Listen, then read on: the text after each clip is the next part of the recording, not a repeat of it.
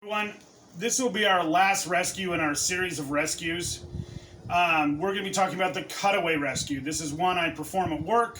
This is one that is probably most standard through the cope industry and all around a really neat system to be able to lower somebody down when they're on a static rope. So they've fallen, they're on a rope that can be cut. So this is in situations where we're not having a cable all right here. So we've got a person, they're hanging from the rig, whatever reason that is, they've been passed out, they can't get to them. Remember always, guys, these are videos for review only. These are not training videos, they're for review videos from when you're up at camp or at work.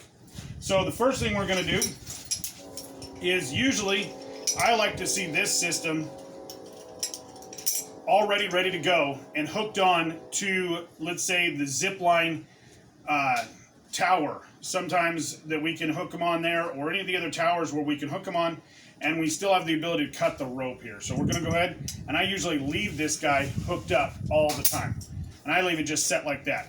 Now this does require a Rescue 8, and you can see here it's really simple how these guys go on, just so you guys can see it here.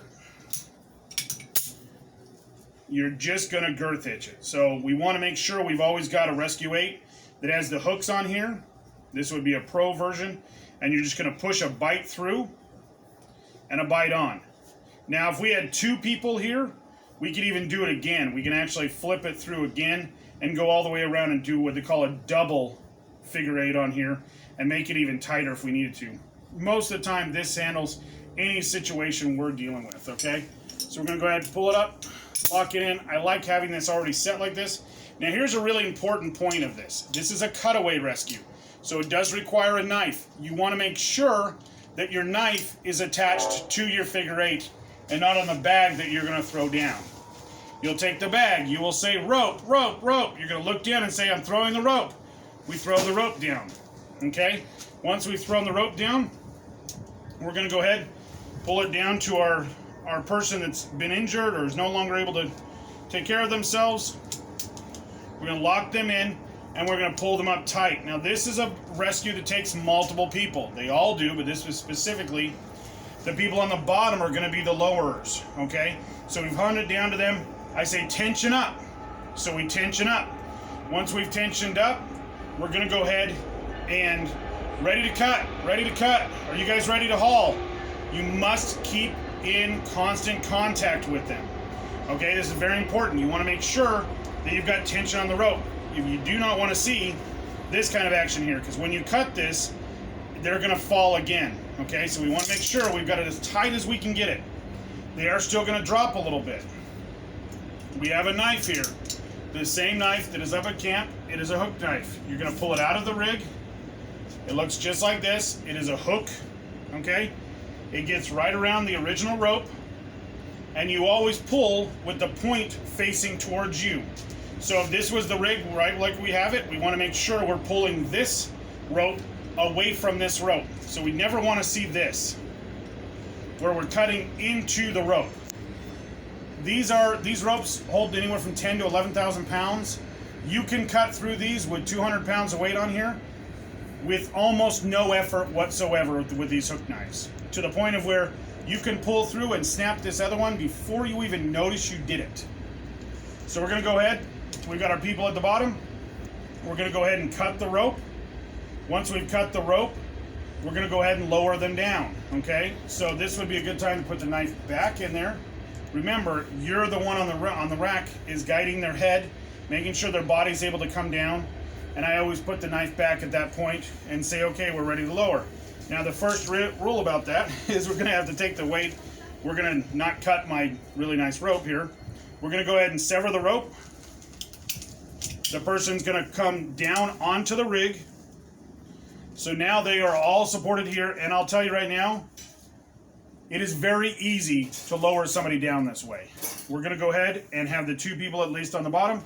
They're going to go ahead and they're going to lower that person down, usually by a butt belay on the bottom.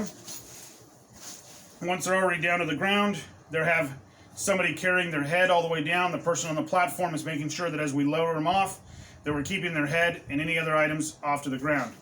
This rescue should happen in less than 5 minutes. We want to get them on the ground and start CPR. Usually a system like this, when somebody's passed out, they can't get off, it's usually because they've had a heart attack. We need to be able to get them on the ground, start CPR immediately. So again, this is a cutaway rescue. So we bring them up. They're on their rig. We're going to go ahead and take the knife. We cut the original line they're on. That line allows them, now remember, they will drop, so watch out that you're not standing underneath them when you cut the line. We're making sure that we're cutting, pulling in this way, but we're not cutting through the rope. We're not swiping with the rope. I've seen people cut through both ropes. And once we've got them on the rig here, we're going to go ahead and say, go ahead and lower down. As we're lowering, we're watching their head, letting them get all the way off the platform as best we can. Remember, we're still tied into the platform, and easing them down to the ground, okay? Now, a lot of people, let's say you lose the knife, you can use all kinds of other things to cut the rope, paracord, other items. I've seen people use scissors. I've seen people use, trauma shears. They all work great. They all cut right through the rope without any real power at all. It's pretty impressive how little effort it does take to cut through the rope. So, guys, this is the rescue for cutting the rope and bringing them down, a cut and drop.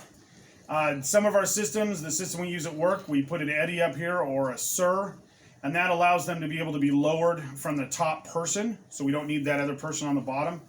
This system works really easy because it is super simple. Remember, always lock your knife up on top and not to the bag you just tossed off the whole rig.